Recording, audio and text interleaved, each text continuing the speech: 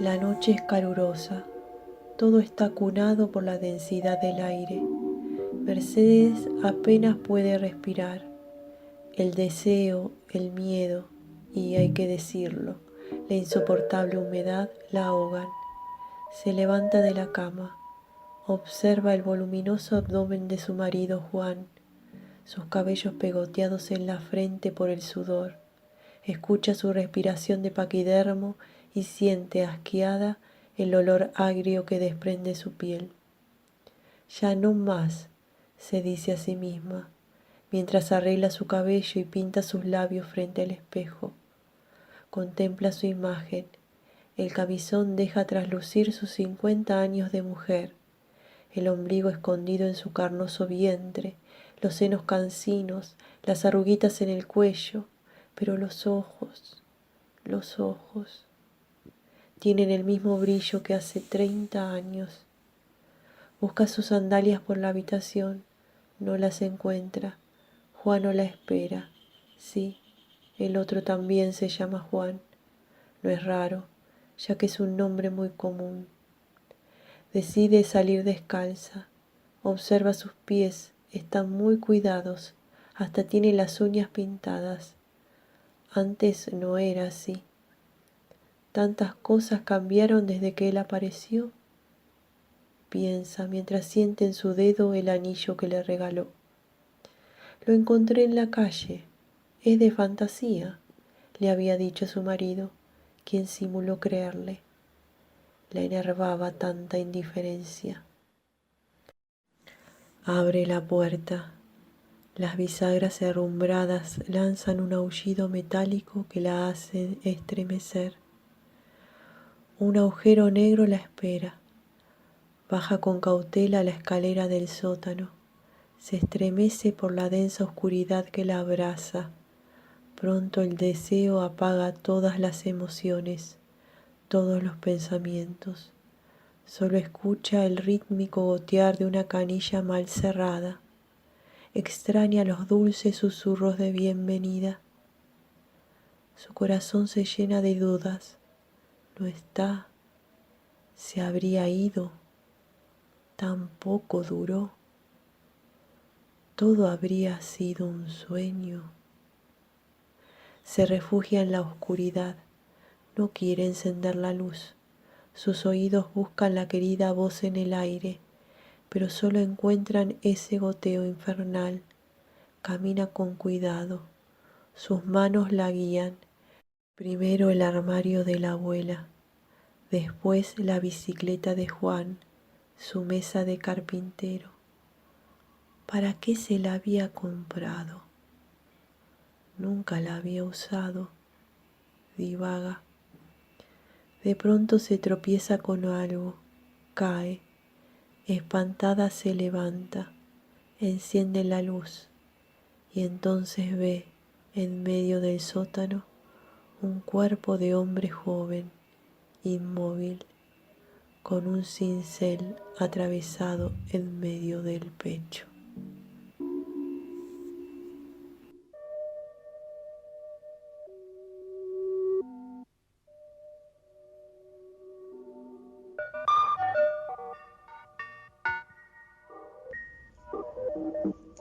Se quedó esperando en el sillón, recordándole sus días buenos, esperando que fuera uno de ellos.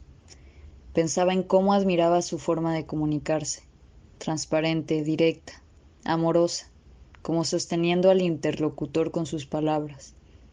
Parecía que le invitaba a componer juntas sus memorias, dejando el olvido como otro recuerdo, como queriendo construir, como reconstruyendo memorias, queriendo recordar como hubiese querido vivirlas y convenciéndose de que así fueron.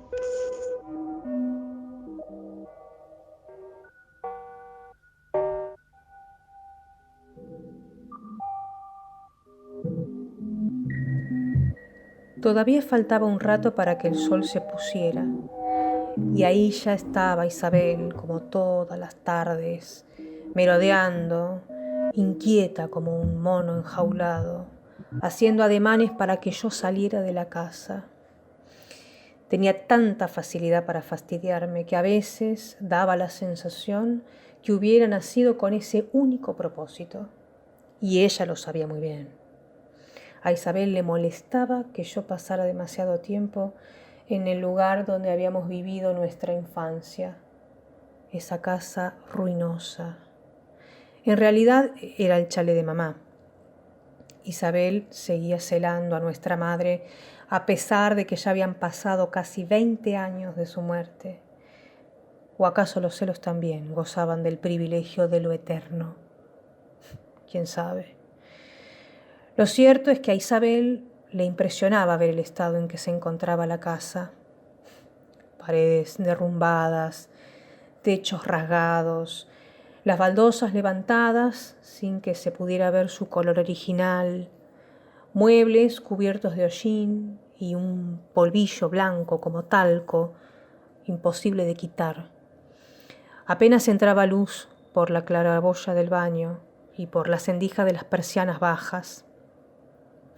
En la cocina aún estaban los platos apilados dentro de la alacena, los cajones del bajo mesada entreabiertos, llenos de cubiertos y chapitas de gaseosas, sin premio. Los rieles vencidos impedían cerrarlos, pero siempre habían estado así, desde antes de mudarnos. En el aparador del comedor estaban las copas de sidra, intactas. Incluso el juego parecía estar completo. Y no podía ser de otra manera. Mamá nunca las había querido usar para que no se rompieran. Siempre me pregunté para qué las había comprado. ¿Las ves, mamá? Están sanas, todas. Yo a veces hablaba en voz alta y reía sola. Cada vez que entraba a la casa me llevaba alguna cosa que encontraba, algo que me llamara la atención en ese momento. Un poco por el recuerdo y otro poco porque me parecía absurda la idea de dejarlas abandonadas si todavía tenían alguna utilidad. Por ejemplo, las tazas para el desayuno, de cerámica esmaltada con ribetes de colores, y los manteles de lino bordados con hilos que habían traído de Milán. Algunos estaban manchados. Me parecía hasta un milagro eso. Yo podía pintarles unas flores sobre las manchas y quedarían preciosos. Eso sí, rústicos. Siempre me tomaba mi tiempo para mirar a mi alrededor, como si fuera la primera vez que estaba ahí. Tocar todo, respirar en esos rincones, cerrando los ojos e imaginando los sonidos cotidianos.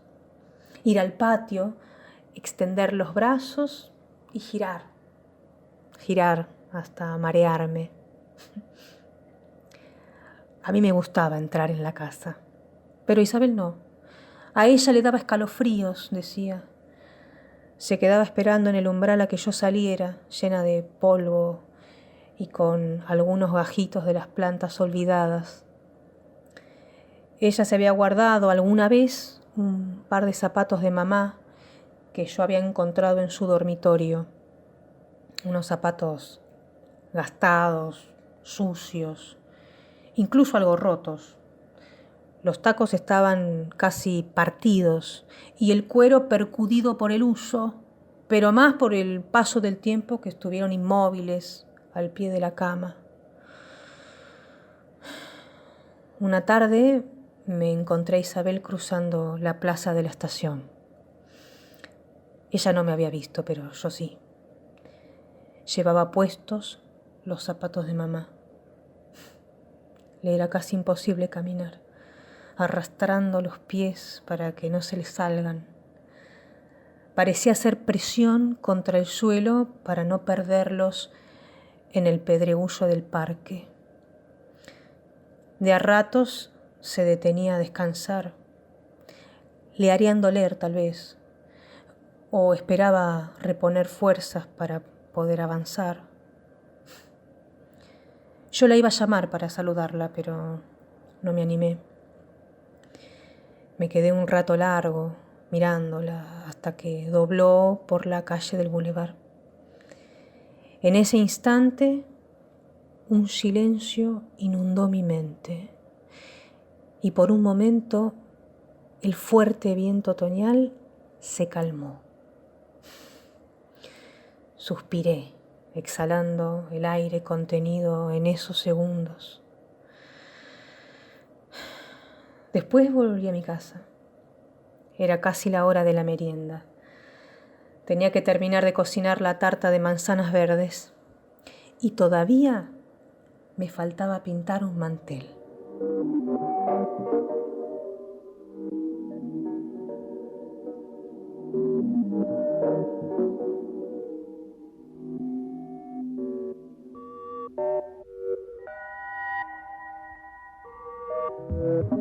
Entraste a mi habitación sin golpear.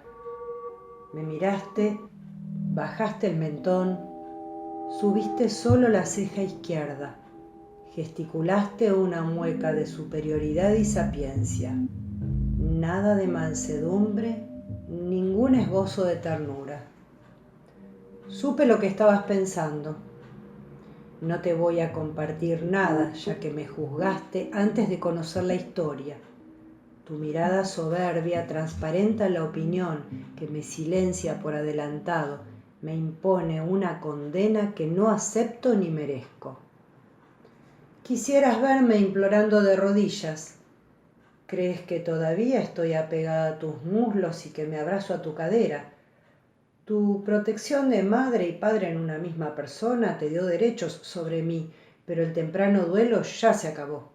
Somos adultas, estamos a la par. Entonces disfruto esta tormenta, en mi propio barco sin capitán, y sigo la brújula que muestra las mariposas azules que me llevan a él, donde sus brazos de hiedra me envuelven, donde alucino con sus promesas sin contornos y me esculpo radiante en su propio cuerpo maduro. Tu boca tiembla queriendo profetizar, como un oráculo, el infortunio que caerá sobre mí. Me dices que todos lo saben. Me vaticinas que la mentira se vuela entre nosotros. Y yo bailo y río. Veo en sus ojos la verdad del amor en todas las dimensiones y confío. Es nuestro secreto, me dice él. Callar es prudente.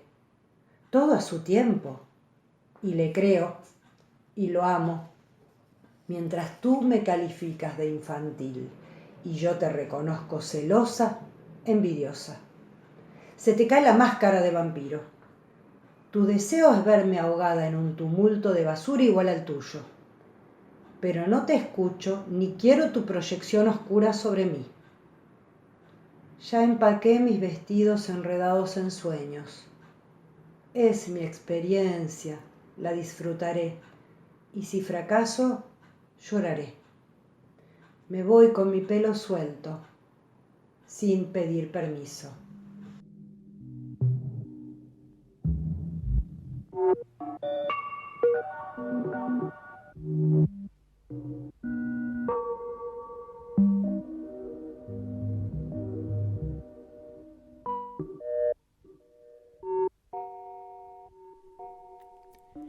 Él tenía su manera de contar las cosas. Te hacía creer que estabas adentro de un sueño y que todo eso que narraba, con cierta melancolía, te había pasado a vos en otro momento, tal vez en otra vida. Esa muchacha supo llamarse como las flores, el perfume supo ser el de las flores. El patio de la casa de sus padres era más bien un jardín, repleto de flores. La sobremesa la hacía afuera, en las escalinatas del patio. En esos ratos él te veía y te invitaba a pasar. Desde ahí, desde los escalones, se llegaba a ver la soga que usaba para colgar la ropa, y a escuchar la acequia que corría por detrás de su huerta. Plantaba hierbas, le gustaba mucho la albahaca. De vez en cuando me ofrecía un atado para llevarle a mamá. Usted no se puede imaginar las cosas que uno tenía que hacer para llegar hasta allí.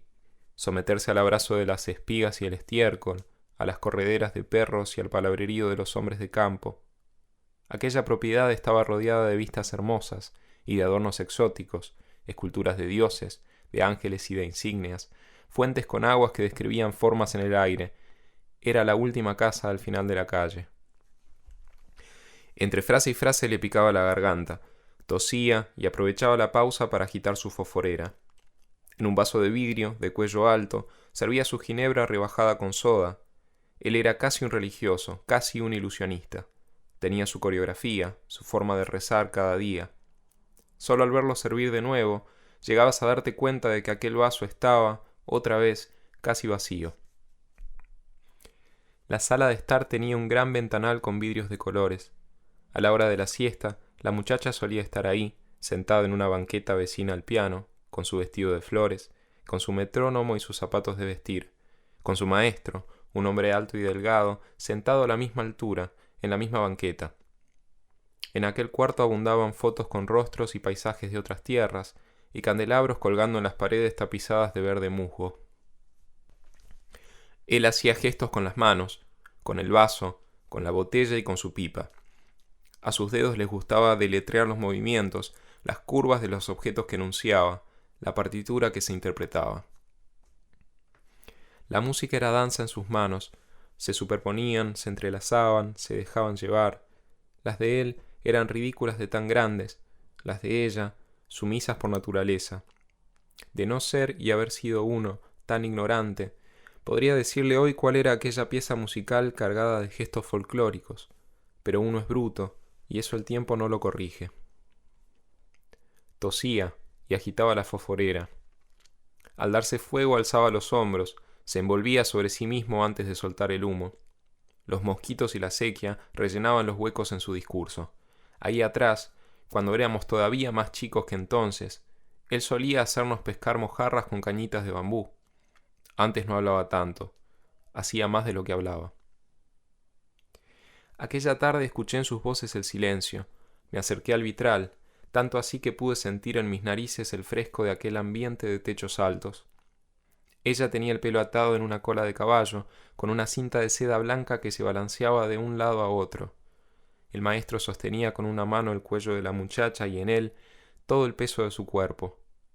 Con la otra mano desprendía su vestido de flores, recorría cada parte disponible entre los embeses, la besaba, buscando llegar a todos los rincones, la besaba de una manera estratégica, viera usted. El amor que se daban era muy delicado, minucioso, repetitivo, como si aún estuvieran estudiando alguna pieza. Cuando se daba cuenta de que ya me había contado aquella historia, él disimulaba. Se le arqueaban las cejas y parpadeaba más rápido de lo normal, pero seguía narrando. Siempre nos trató de usted, a mí y a todos los chicos del barrio. El respeto era mutuo. Nunca me hubiera animado a decirle que sí, que ya había escuchado esa historia antes. Juraría haber visto aquella escena 1000 veces y volver a sentir las rodillas amoratadas, las espinas del rosal, aquel que envolvía el ventanal, en todo el cuerpo, y la música de las respiraciones. Hoy me pregunto si aquello sucedió realmente. No pretendo mentirle a usted ni a nadie, no más de lo que me miento a mí mismo. Su tabaco tenía siempre olor a humedad, y él juraba mucho, muchas veces, muchas cosas. Juraba que nunca había limpiado aquella pipa, un regalo de despedida. En otra de sus historias solía contar que su mamá se la había dado justo antes de mandarlo a este país en un barco, a los 16 años. A los recuerdos no puede uno atreverse a transformarlos, se mueven solos y usted tiene que aceptar que en realidad no se tiene control sobre nada. Recuerdo que él siempre tenía una manera de contar las cosas. Te hacía creer que los recuerdos eran más fuertes que la voluntad de desprenderse de todo. Después golpeaba su pipa al borde del escalón, dejaba caer los restos al pasto, y sobre ellos apisonaba su pie descalzo. Sus historias quedaban en el aire, suspendidas por el resto de la tarde. Al rato se sentía el sol de la siesta, y el café temblando en su Vialetti, y algunas notas en el piano en el cuarto del fondo. Era una melodía errada, solo un intento. Él tocaba con sordina, y yo pegaba la oreja a la pared. Antes de morirse me confesó, le daba vergüenza. En la vida, nunca nadie me quiso enseñar a tocar como aquel maestro supo enseñar a aquella muchacha, aquella tarde, en aquella casa.